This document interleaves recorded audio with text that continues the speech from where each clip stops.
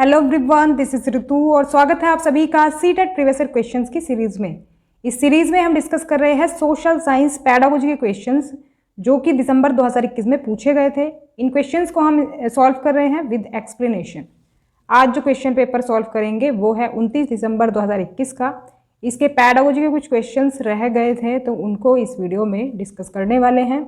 You can also follow me on social media, Facebook page है, Insta ID और Telegram channel, link description में मिल जाएगा।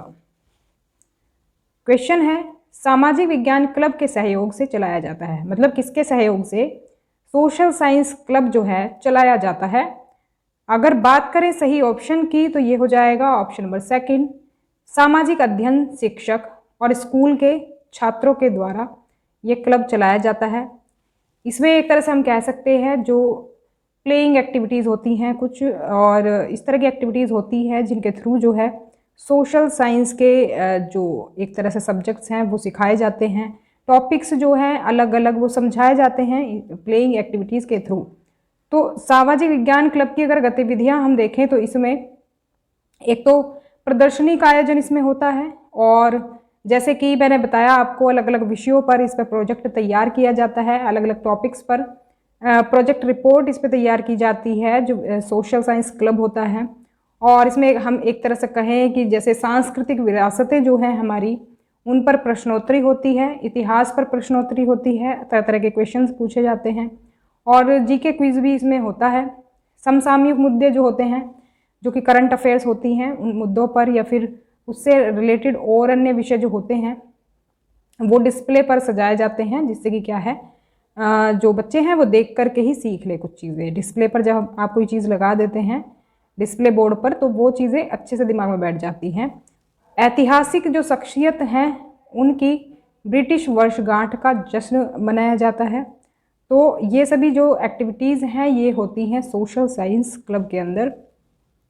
Next question है, सामाजिक अध्ययन में इकाई विश्लेषण पर केंद्रित है।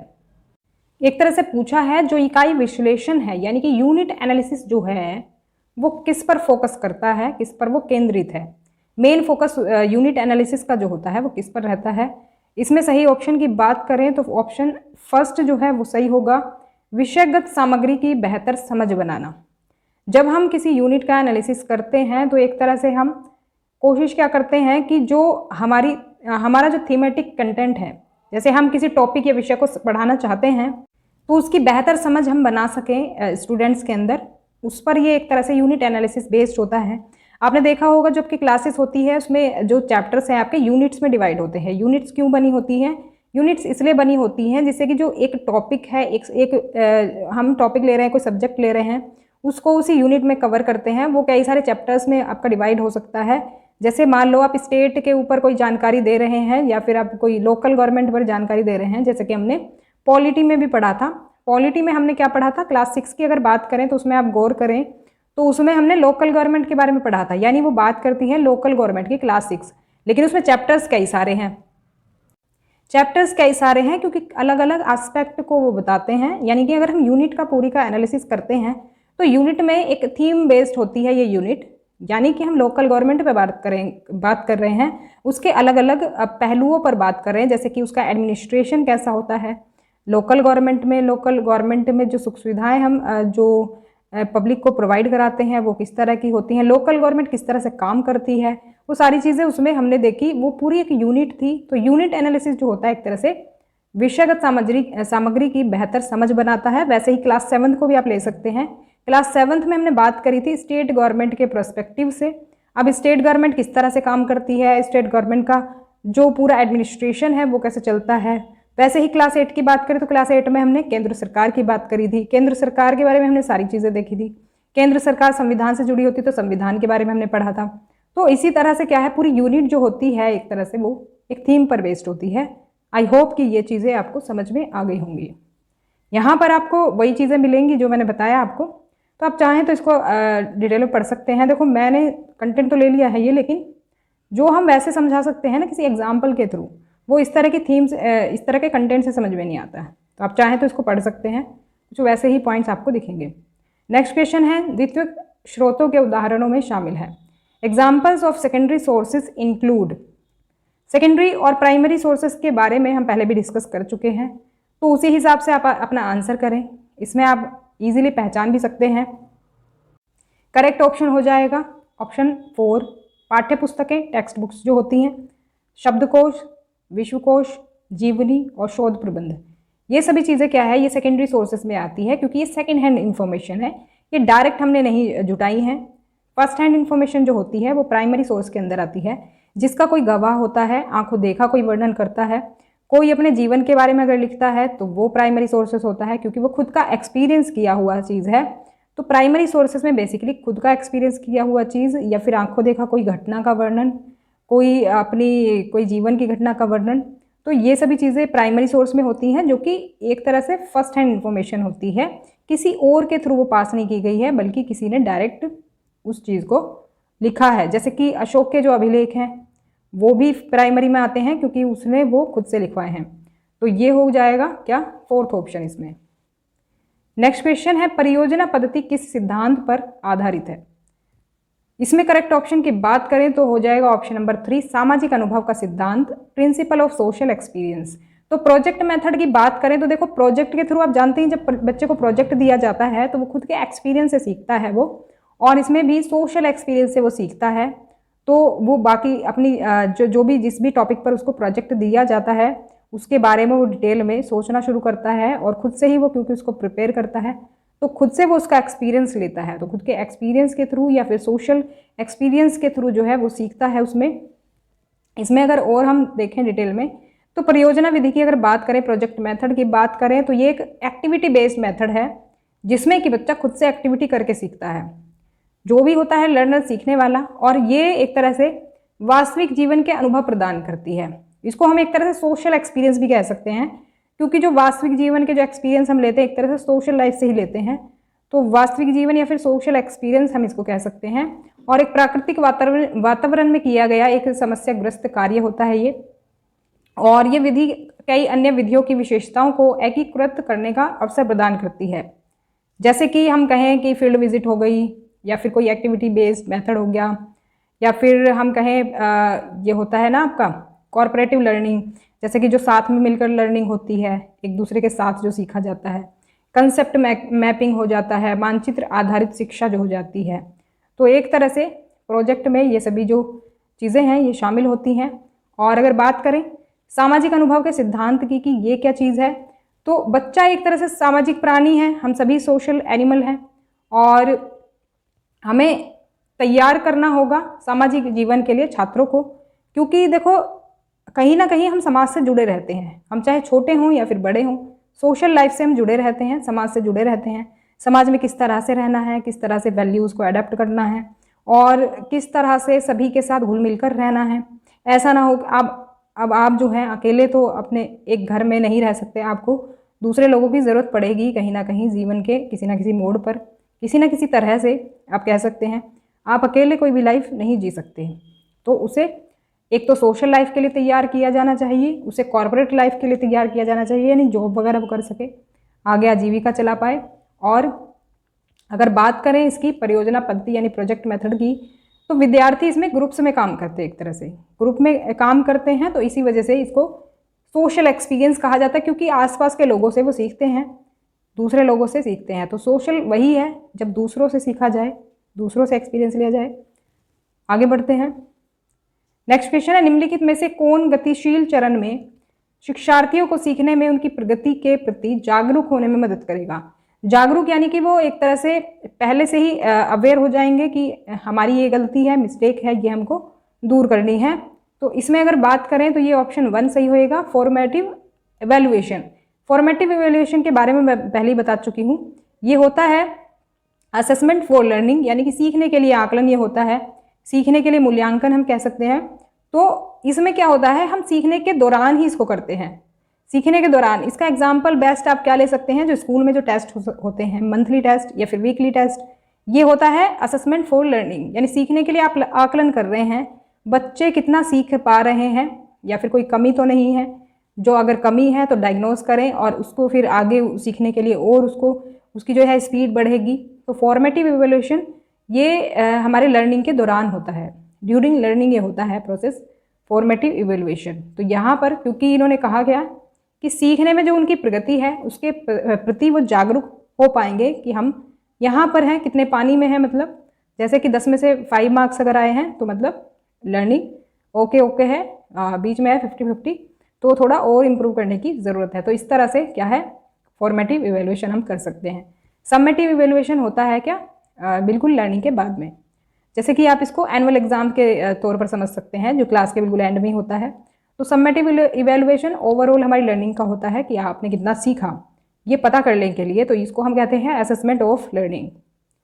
तो प्लेसमेंट इवेल्युएशन होता है कब, किसी उसके लिए होता है आपका ये जॉब वगैरह के लिए।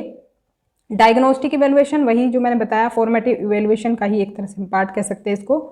ये डायग्नोस किया जाता है जबकि हम ये पता लगाना चाहते हैं कि बच्चे के सीखने में क्या कमी है, तो इससे हम पता लगा पाते हैं और इसको फिर डायग्नोस कर पाते हैं, उसके जो है उपचार करते हैं उसके लिए, लर्निंग में क्या कमियां रह गई हैं और फिर उसको लर्निंग में थोड़ी मदद मिलती है।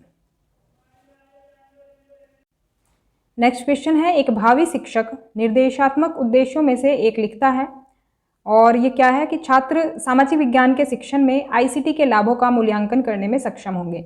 ये उद्देश्य किस क्षेत्र में आता है। जो इंस्ट्रक्शनल ऑब्जेक्टिव्स होते हैं ये एक तरह से इसके बारे में क्या है ना, ब्लूम ने टैक्सोनॉमी दी है और इसके बारे में पहले भी मैं बता चुकी हूँ। तो इसमें जो ब्लूम है उसने लर्निंग के 3 डोमेन्स बताए हैं। 3 डोमेन्स कौन कौन से बताए हैं, एक तो है कॉग्निटिव डोमेन्स, एफेक्टिव डोमेन्स और एक होता है साइकोमोटर। तो ये हमारे तीनों अलग अलग क्षेत्र से जुड़े होते हैं। जैसे कॉग्निटिव जो है हमारी मेंटल एबिलिटीज से जुड़ा है, इफेक्टिव जो है हमारे इमोशंस से जुड़ा है और जो साइकोमोटर है ये हमारी एक्टिविटीज़ से जुड़ा है, जो हमारे हाथ पैरों के द्वारा जो एक्टिविटीज़ होती हैं। तो इसमें जो कॉग्निटिव डोमेन्स है उसमें से ये क्वेश्चन लिया गया है और अगर हम सही ऑप्शन की बात करें तो हो जाएगा ऑप्शन नंबर 4, इवैल्यूएशन यानी मूल्यांकन। जब छात्र सामाजिक विज्ञान के शिक्षण में एडवांटेजेस ऑफ आईसीटी का मूल्यांकन करने में सक्षम हो गए, यहाँ सीधे सीधे दिया गया है कि मूल्यांकन, वैसे हिंदी में दे दिया है ये, इंग्लिश में मूल्यांकन नहीं है, यहाँ पर कोई और वर्ड दिया है। अब हिंदी में जो है एग्जैक्ट वर्ड भी कभी कभी मिल जाता है। तो यहाँ पर एक तरह से बात की जा रही है क्या करने की, इवैल्यूएशन करने की। तो यहाँ पर 4th ऑप्शन जो है सही हो जाएगा। यहाँ पर ये पिरामिड मैंने आपको फिर से दिखा दिया है जो कि मैंने आपको पहले भी बताया था। तो इवैल्यूएशन जो है ये लास्ट स्टेप है, ये इस तरह से स्टेप्स बढ़ते हैं। हमारी जो लर्निंग होती है वो कुछ इस तरह से ही होती है। सबसे पहले किसी चीज़ को हम नॉलेज में लेकर के आते हैं, ज्ञान वो हमारे ज्ञान में आती है। जब हम उसका कंसेप्ट पीछे का समझ लेते हैं तो वो कम्प्रीहेंशन में आती है। फिर एप्लीकेशन हम करते हैं उसका जो हमने सीख लिया है, उसके बाद एनालिसिस करते हैं, फिर सिंथेसिस आता है और फिर लास्ट में आता है इवैल्यूएशन। तो इस तरह से स्टेप्स इनके याद रखेंगे, इनके सीक्वेंस भी पूछे जाते हैं तो ये आपको अच्छे से पता होने चाहिए। कॉग्निटिव डोमेन्स जो हैं ये आपको एग्जैक्ट पता होने चाहिए। और ईयर के अकॉर्डिंग भी मैंने आपको बताया था कि 1956 में ये ब्लूम की टैक्सोनॉमी आई थी, फिर इसके बाद ये रिवाइज आई थी 2001 में। तो आपको स्टेप वाइज ये पता होना चाहिए। 2001 में जो आई थी ये फिर एक्सचेंज हो गए थे आपस में, इवैल्यूएशन थोड़ा नीचे आ गया था, मतलब सेकंड लास्ट हो गया था और सिंथेसिस ऊपर आ गया था। और इसका नाम भी कर दिया क्या, क्रिएट कर दिया इसका, सिंथेसिस का। तो सिंथेसिस भी आप समझ सकते हैं और क्रिएट भी कह सकते हैं इसको। नेक्स्ट क्वेश्चन है, आपको क्या लगता है कि आपके पड़ोस की दुकान को उसका माल कैसे मिलता है। कुछ उदाहरणों के साथ पता करें और समझाएं। ये प्रश्न छात्रों की कौन सी क्षमता का आकलन करने का प्रयास करता है। यहाँ पर अगर हम सही ऑप्शन की बात करें तो हो जाएगा ऑप्शन नंबर 4। यहाँ पर क्योंकि हम बच्चों से पूछ रहे हैं कि जो आपकी पड़ोस की दुकान है तो उसको माल कैसे मिलता है। अब बच्चे क्या करेंगे, उसके पीछे का लॉजिक समझने की कोशिश करेंगे। वहाँ पर क्या, जैसे मान लो टमाटो केचप को हमने ले लिया। अब टमाटो केचप जो है वो डायरेक्ट खेत से तो बन करके आता नहीं है, वो पहले क्या होता है फैक्ट्री में बनता है। अब फैक्ट्री में कैसे बनेगा, टमाटर मिलेंगे तभी तो फैक्ट्री में टमाटो केचप बनेगा। तो इस तरह से वो क्या करेंगे, वो जो उनके अंदर उनके दिमाग में जो कंसेप्ट है उसको अप्लाई करना सीखेंगे। वो अलग अलग कंसेप्ट से वो उसको जो है अप्लाई करना सीखेंगे कि किस तरह से हम किस चीज़ को यूज़ कर सकते हैं, किस तरह से किस चीज़ को अप्लाई कर सकते हैं। तो 4th ऑप्शन यहाँ पर बिल्कुल सही रहेगा। नेक्स्ट क्वेश्चन है, उत्तरी मैदानों में बड़ी संख्या में लोग क्यों रहते हैं। यह प्रश्न छात्र की क्षमता का आकलन करने का प्रयास करता है। तो किस प्रकार की जो क्षमता है, किस प्रकार की जो एबिलिटी है वो हम एसेस कर रहे हैं स्टूडेंट्स की। तो ये हमें बताना है। ऑप्शन 4 यहाँ पर सही हो जाएगा। कारण को हम आकलन करने का प्रयास कर रहे हैं।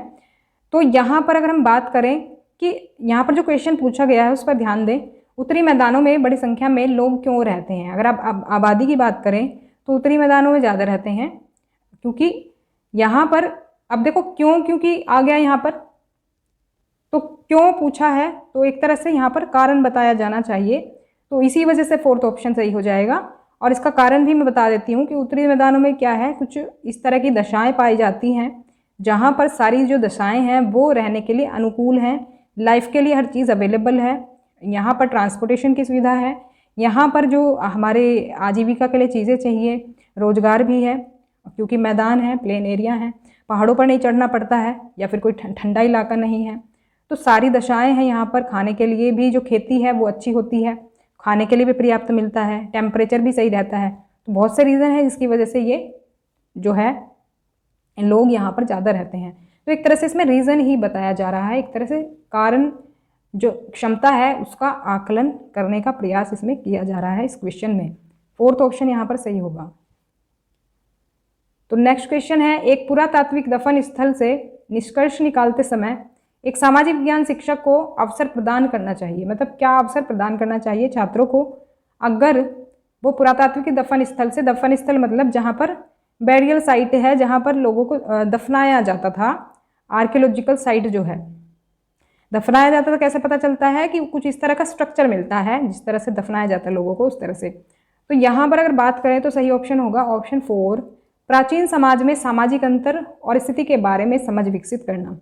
तो अगर हम देखो इसके बारे में बता रहे हैं और इसका निष्कर्ष निकाल रहे हैं, तो हम एक तरह से क्या हमें करना चाहिए, हमें एक तरह से सामाजिक अंतर और स्थिति के बारे में समझ विकसित करनी चाहिए बच्चों के अंदर, जो कि हम कंपेयर करके कर सकते हैं। जैसे कि जो एंशिएंट पीरियड था और जो अब का पीरियड है, जो पहले का जो टाइम था, प्राचीन जो समाज था, और जो अब का समाज है, अब की जो सोसाइटी है, उसमें इन दोनों चीज़ों में अंतर क्या है। जैसे कि पहले जो इंसान को दफनाया जाता था उसके साथ कुछ चीज़ें रखी जाती थी, जैसे कि हमने एक चैप्टर में भी पढ़ा था, ये 2nd चैप्टर में पढ़ा था क्लास 6 के हिस्ट्री में।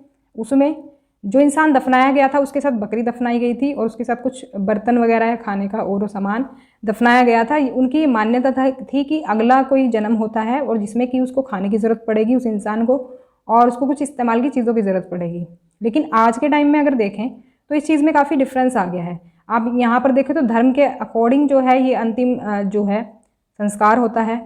चाहे वो अगर हम हिंदू धर्म की बात करें तो हिंदू धर्म में दाह संस्कार होता है, बॉडी को जलाया जाता है, और जो मुस्लिम कम्युनिटी की बात करें तो उसमें दफनाया जाता है।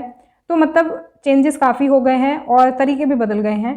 तो पहले और अब के समाज की तुलना करना हम एक तरह से सिखा सकते हैं बच्चों को, उसके अवसर हम अपॉर्चुनिटीज़ प्रोवाइड करा सकते हैं इस तरह की चीज़ों से।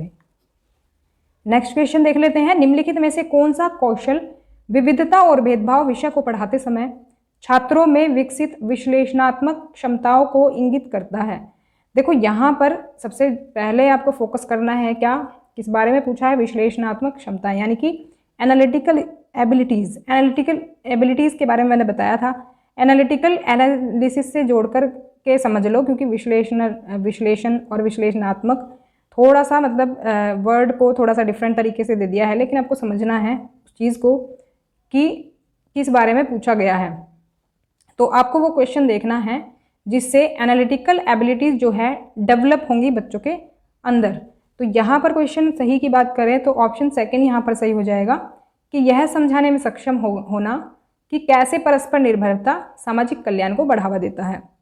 यहाँ पर देखो विविधता और भेदभाव से अगर हम इस चीज़ को जोड़ करके देखें तो विविधता में क्या होता है कि जो आपको कम्युनिटीज़ हैं वो अलग अलग मिलेंगी, अलग अलग धर्म के लोग मिलेंगे, अलग अलग कल्चर वाले लोग मिलेंगे। जैसे खाना पकाने का उनका तरीका अलग है, कपड़े पहनने का तरीका अलग है, उनको फेस्टिवल का मनाने का उनका तरीका अलग है।